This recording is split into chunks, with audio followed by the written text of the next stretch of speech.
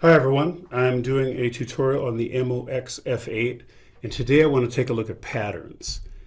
And what we're going to do is just kind of go in and take an introductory look at pattern. What are some of the main features? What can you do?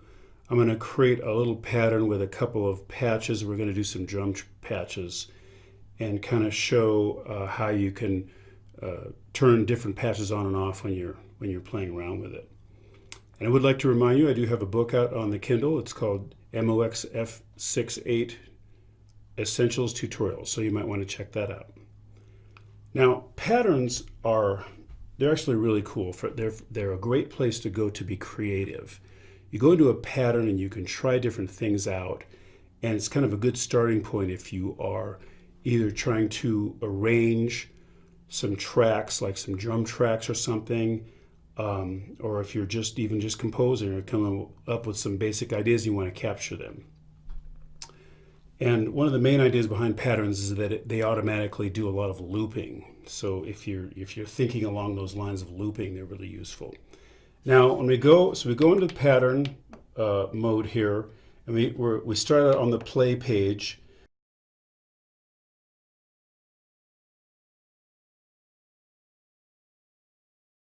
And that you can name the pattern here if you want. What we're going to do is we're going to go into the patch page, hit the patch menu item, and this is where we will create patches. Now, what you can see on this page is that there are 16 tracks, and in each track, what you can do, you can go to a track. I'm going to go to track 1 here and hit the increment, and you can see I can pull up patch 1, patch 2, patch 3, and right next to it, it says how many measures that patch is. So I'm going to get out of there. A patch is basically just a short little snippet of recorded sequence data. Okay, you make a short little sequence, 1 measure or 4 measures or something, and you store it into a patch. Now, let me back out here. I'm going to go into mixing mode by hitting the mixing button, and we can see what voices we have associated with the different tracks, with all 16 tracks. And I've already pulled up some voices, so what I have from track 9 through track 16, right now I'm on the volume pan page, so you can see where you can pan each track individually and you can put volume on each track individually. I'm going to go to the voice page here. And now I can see what voices I have associated to each track. So on track 9, I have this voice which is at the memory location 6340, which determines which bank, and then 2, that determines which voice number in that bank. This bank is actually where you put your custom drum voices. So I have a voice custom to a voice here that I created that is it's a drum kit. It's a custom drum kit called Custom 2. And I have that on all of the tracks from 9 to 16. And I do that because sometimes I go through and I'll put like a bass drum here and a snare and a hi-hat or something, and then I can pan each one of them individually and I can try the different instruments in different ways and see how they sound. So we're going to go into, let's go back into the patch page, and we're going to pull up an empty an empty patch, which is patch 5. It's going to be 1 measure. So let's go in there and record. You can see I've got some different sounds here. You can't see on the far end of the keyboard. That's where I've got my drum key way down here, the bass drum. So I'm going to go into record mode. I'm going to hit record, and we'll just go to replace. We're going to turn loop off, and we're going to quantize this to 1/4 of 1 beat. All right, and we'll just go like this.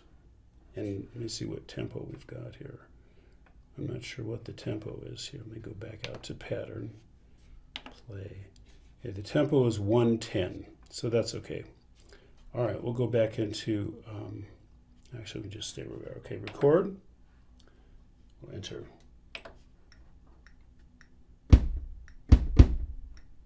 Okay, that's it. That's the bass drum. We'll play it again. Okay, go back to the patch page. Let's go to patch 6 and let's put some cymbals. And again, you can't see off the keyboard, but I'm hitting, it's kind of like this, but it's way over here is where my cymbals are. Okay, actually I want to go to patch 6. Let's try this. All right, so we're going to record.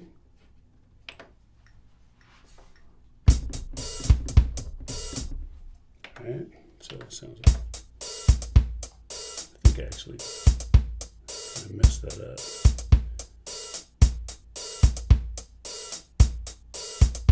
I actually like that, so I'm going to keep it. All right, let's get a snare in here. 7.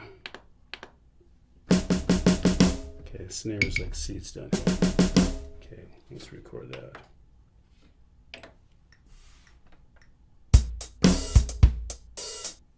Just one snare. Okay, so it automatically goes into loop mode, 1 measure at a time, which is kind of cool. I can decide what I want to do with it. If I want to go in and mute some of them or try some different patches. So we're going to end this introduction right here. It's basically introducing patterns and how you can record into different patches in the patterns. And patterns have some other pretty cool capabilities, and I'll cover some of those in a later video. In the meantime, good luck in mastering the MOXF8 and have a great day.